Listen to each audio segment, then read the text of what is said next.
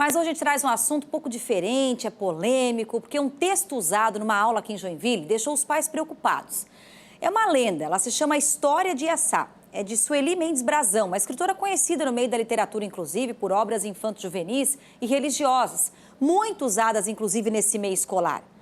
Mas tem uma polêmica porque ela se trata de suicídio. Vamos entender mais na reportagem. A prova era de língua portuguesa, interpretação de texto para os 7º anos. A Lu conta que a filha de 11 anos a chamou porque não conseguia concluir a leitura. Foi quando a mãe se surpreendeu com o conteúdo. É a história de uma índia que se apaixona pelo filho de um Deus supremo que mora no céu. Mas um demônio também quer ficar com ela e convence a mãe. Só que a história termina de forma trágica, com a personagem tirando a própria vida. Em casa, as duas se assustaram com o teor da mensagem. Eu fiquei muito chocada com o texto, fiquei bem abismada de ver a primeira parte ali do texto tranquilo, mas quando chegou na segunda, que o demônio teve que vender, queria a mocinha e comprou a mãe, eu fiquei muito impactada por conta disso.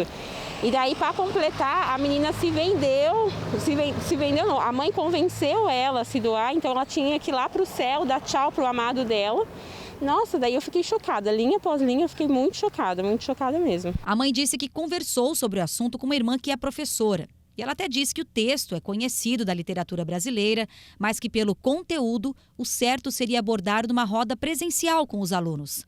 Lu procurou a direção da Escola Municipal Elizabeth von Dreyfus para alertar a preocupação. Eu quero deixar claro que é uma ótima escola, a diretora é uma ótima diretora, mas nesse caso a professora foi muito infeliz com esta prova, porque a gente tem vivido tempos difíceis, que as pessoas já estão socialmente afastadas, psicologicamente abaladas.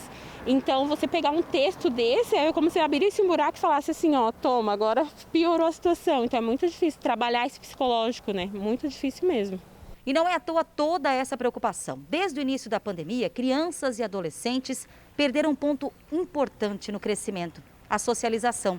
E abordar um tema como esse no modo online pode sim ser prejudicial, segundo os especialistas. Isso porque o professor, por exemplo, não está vendo de perto a reação desse aluno. Outro fator importante, os adolescentes estão sentindo muito mais as emoções durante esse processo de crescimento e muitas vezes levaram a uma angústia ainda maior. A gente sabe, né, pelos estudos científicos, que falar não potencializa, falar auxilia, né? Mas a pessoa precisa estar preparada para reconhecer indícios. Tá todo mundo lá na sala de aula com a câmera fechada, o microfone fechado, e eu vou falar sobre isso. Como que eu vou saber? Como que a pessoa está reagindo? Né? Se ela está assustada, se ela está triste, se ela saiu, né? Não vou ter a resposta daquele aluno, né? Então, eu acho que na minha opinião, acredito que não seja indicado. O tema sempre vai ser delicado, muitas vezes difícil de ser abordado e até compreendido. Mas a psicóloga explica, existem maneiras de identificar e, principalmente, de tratar. Tá com os olhos e ouvidos atentos, né? Muitas vezes a pessoa não fala, mas ela demonstra por sinais, tanto do corpo, né? Tanto na postura, come menos, perde o interesse nas coisas. Então, às vezes não é falado, mas a gente fala de uma outra forma, né? Bom, por nota, a Secretaria de Educação aqui de Joinville informou que a equipe da unidade escolar explicou para a mãe da aluna que o gênero textual lenda faz parte da grade curricular e foi trabalhado com uma série de materiais. E sensibilizada com os argumentos da mãe, a professora se comprometeu a reavaliar o uso do texto em atividades. A Secretaria de Educação complementou, dizendo que sempre quando algum responsável procura uma unidade escolar com dúvidas, queixas ou sugestões sobre as atividades, a situação é tratada no Núcleo de Orientação Pedagógica.